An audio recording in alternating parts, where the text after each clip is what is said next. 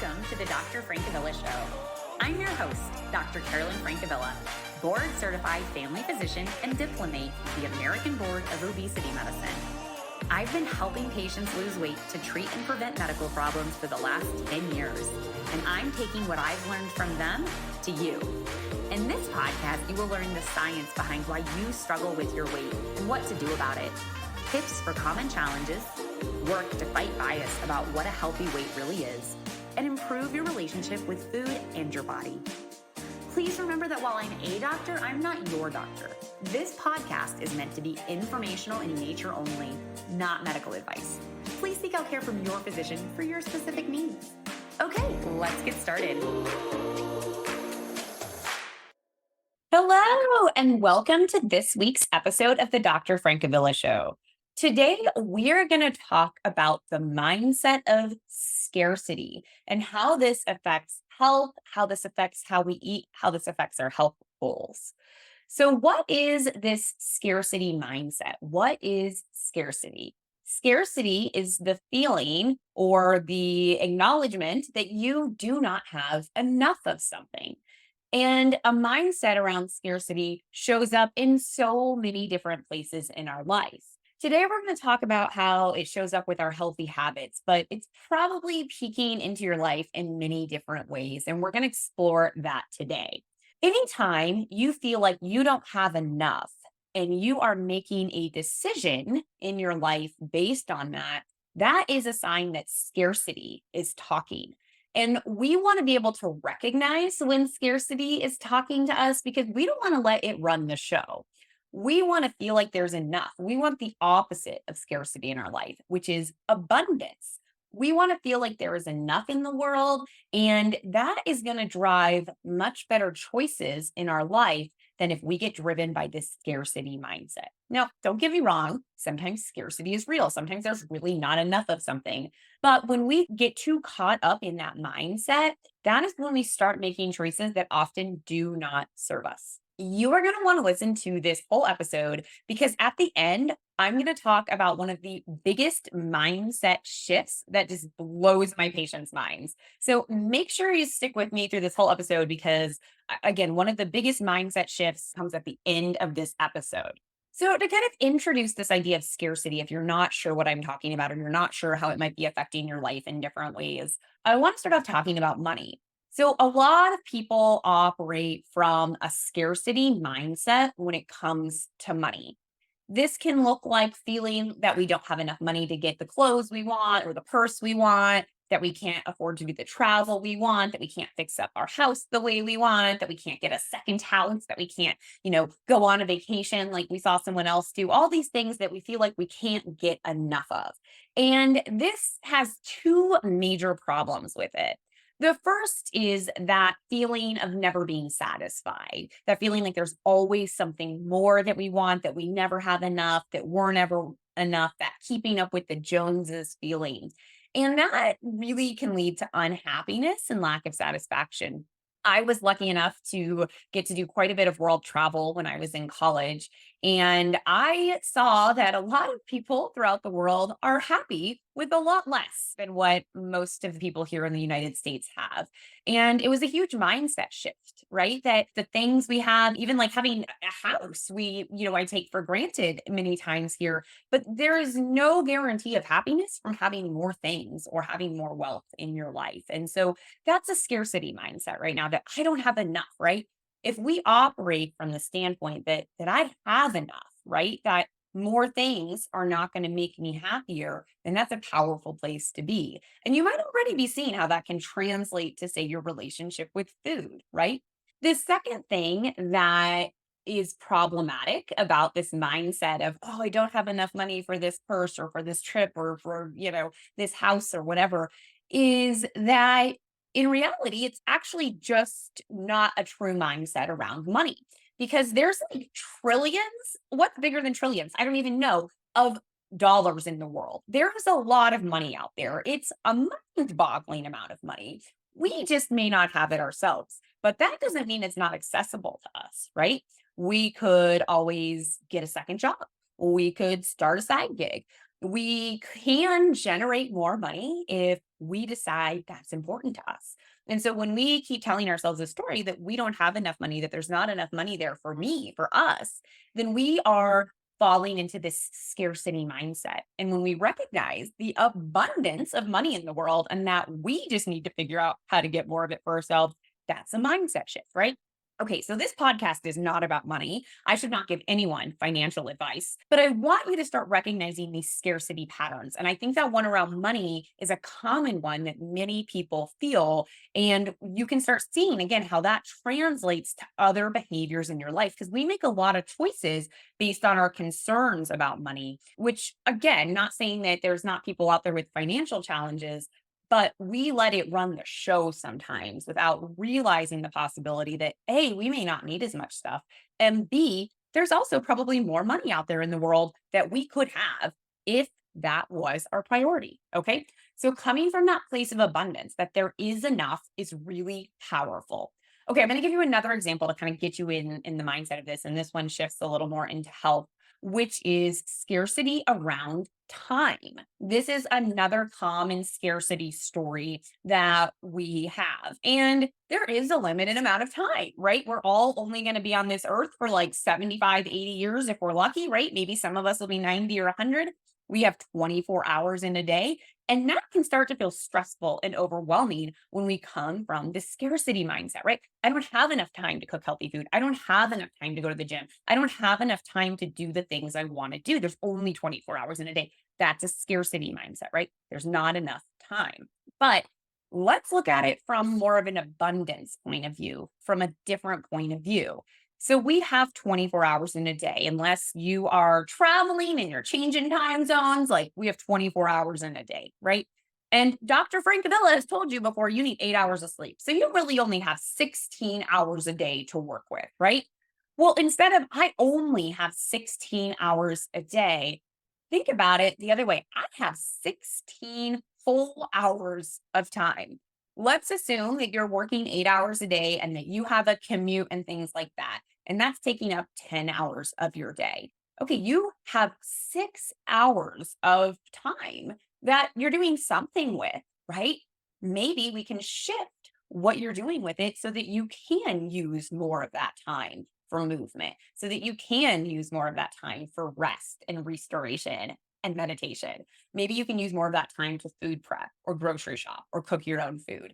You have to decide what to do with it. But when you come from this place of abundance, you find time. You see the time as opposed to feeling like there's not enough and that's your baseline. Now we're seeing there's time there. How do I use it for what I want to use it for? Okay. So that is coming from a place of abundance as opposed to that scarcity mindset. We're like, there's never enough time. There's never enough time. There's never enough time.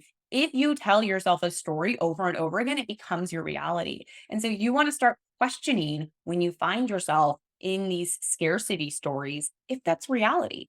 What would it look like if I came at it from the other point of view? Okay, so that is two ideas to warm you up to this scarcity idea. And this all overlaps, right? Not feeling like you have enough time, not feeling like you have enough money. That is putting stress in your life, and that is limiting your ability to make healthy changes. But what I really want to talk about today is how this affects our relationship with food and how this can drive us to eat more than we want or need to eat. So I want to acknowledge that food scarcity is a real thing, and we're going to get into that a little bit more, a little farther into this episode, because that is one thing that can drive that mindset of scarcity is if you've actually experienced food scarcity in the past. But I want to start talking about the most common scenarios that I see in my practice. And this was inspired because last week I saw a patient, we'll call her Jill, and she is very excited. She's going on a trip of a lifetime to Italy. And when my patients have a big trip coming up, usually they or I start to get worried about if they're going to be able to sustain their health choices, if they're going to be able to maintain their weight while they are on a trip. And Italy is definitely one of the ones that is one of the more worrisome trips for my patients because if you have ever had a chance to go to Italy or if you've ever daydreamed about going to Italy, one of the things that you probably are planning to enjoy on that trip is the food, right? I'm Italian, Francavilla, right? Italian food is great. And it's a lot of one of the things that we want to do when we go there. I mean, great. There's great history there. There's great scenes, but we're all planning to eat when we go to Italy, right? So one of the things that can drive us to overeat when we are on a trip is scarcity.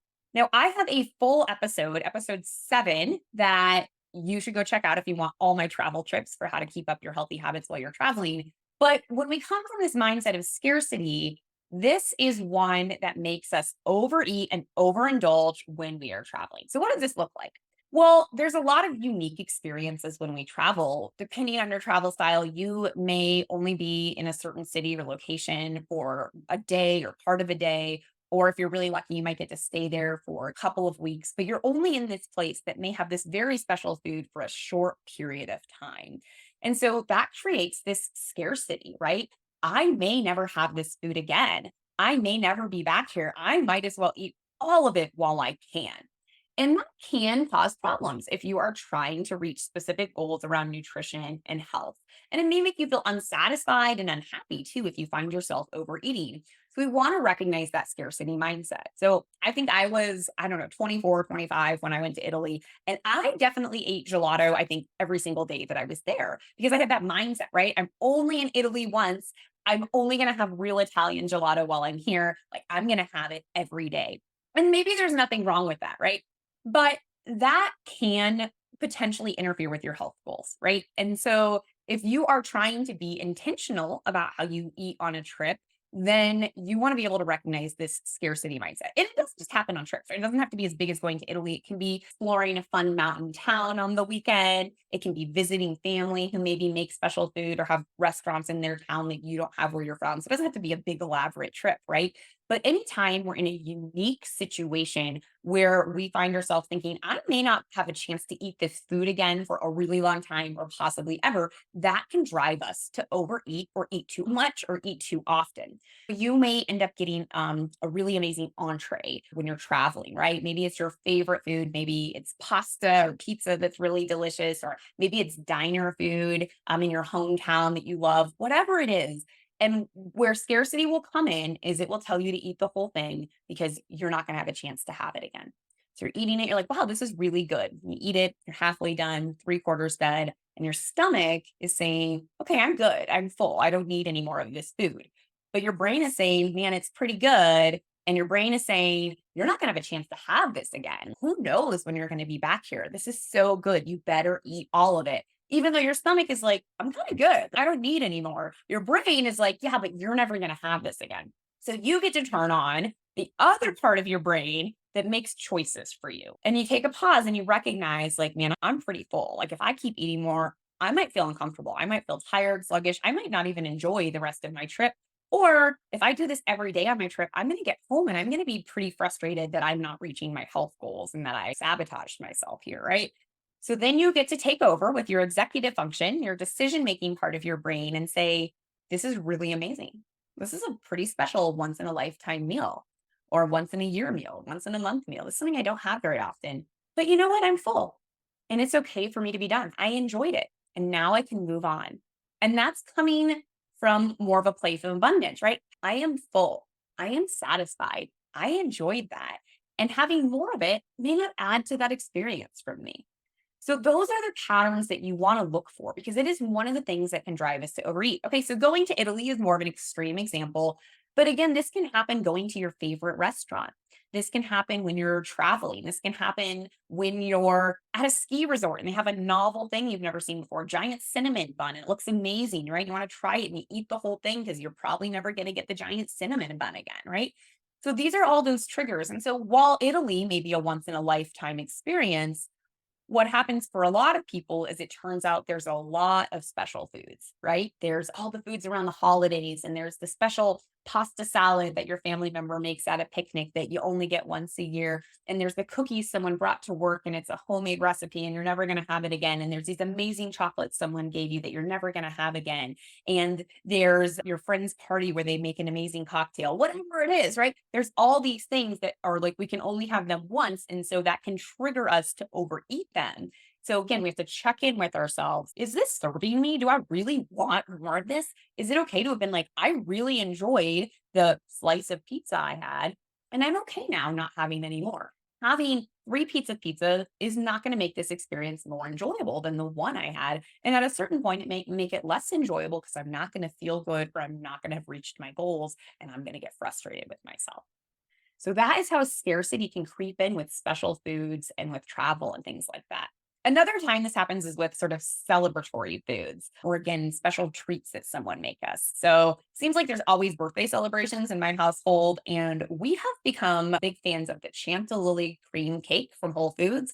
I'm very sorry if I'm introducing this to you for the first time and you have not had this because it's super addictive. It is the most delicious substance on the planet, in my opinion. And so when this cake is around a few times a year for a birthday in our household, there can be this desire to eat a second slice or eat a really big slice. And if there's leftovers, there can be this desire to have it every single night until it's gone, right? And again, if this really is a very rare thing for you and you love it and it's special, that may work. That may be okay. You may enjoy it. But what happens is we have this happen many times throughout the month, throughout the year, and then it is undoing our health goals, right? And so, what I would encourage you is when you have that special celebration, that birthday cake, those cookies your friend made for you, whatever it may be, that you recognize when you're enjoying it and when you're just eating it because you're sad it's going to run out, you're worried you're not going to have it again, and that those are feelings of scarcity that are driving you to eat. And that the conscious part of your brain can now take over and say, you know what, you've had a slice. It was really good. It was really enjoyable. And maybe it's okay to move on, right? Just because you may have it again for a while doesn't mean you have to go crazy. And sometimes that scarcity is fake, right? Like I am an adult, I have a credit card. I can go to Whole Foods and buy that cake whenever I want, really, right? I could have that cake 7 days a week if I want, but I don't because it's a special occasion. But by making it a special occasion, I'm creating scarcity. And now it may feel like I need to eat all of it when I have it, right? So those are those patterns you want to recognize. Now, some things really are special, right? It may be, again, like the rum cake your aunt makes once a year for Christmas, and you know you're not going to have it again. And your aunt only has a few years left. So you may not see that cake again ever again, right? That is coming from that scarcity mindset, and that's not serving you. So you just have to recognize it. And if you recognize it and you decide to eat it anyway, that's fine. But hopefully you're going to recognize it. And most of the time, 80, 90% of the time, you'll be like, good, I don't need more. I don't want more. Having more is not going to make this more enjoyable. Okay, so that is the scarcity mindset around that. Now, scarcity also can be a very real thing for a lot of people. So it would be unfair for me to act like food scarcity is not a real thing. There are many people worldwide and here in the United States who do not have reliable access to food. They do not get regular meals. They do not have access to high quality food. And if you are someone who's currently experiencing food scarcity, then you have to do the best you have with what you have, right? So this may not be the episode. This may not be the mindset problem that's for you. You may need someone who can help you figure out the healthiest way to eat within the structure that you have. And we do that for our patients in our clinic. We see patients from all different backgrounds. And sometimes we have to figure out how to make the food from a food bank work. We have to make the free food that they get at their restaurant job work. We have to work within that framework. But assuming that you currently are not dealing with food scarcity, there are many people who've had food scarcity previously in their life, not a mindset, but actually scarcity, meaning you may have grown up in a home where you did not get regular meals. That may have been due to financial circumstances. Many of my patients who've struggled with weight since they were young had family members that would restrict what they ate. So they grew up being told how much they ate, and that created a sense of food scarcity. I have some patients who served in the military, and that created food scarcity or a feeling of food scarcity for the person because they had timed meals, they had specific portions and food they were given, they had weighing that had to happen, they had to reach certain weight goals. And so this started to create this process of restriction and feeling like there wasn't enough and that there was scarcity, right? You were limited with what you were allowed to have. So food scarcity is a real thing that again, if you're going through right now, like it's not a mindset, it could be a real thing, right? But you may have had a pattern at previous points in your life where you were not able to have enough food. And what that can do is create these patterns around food that are unhealthy.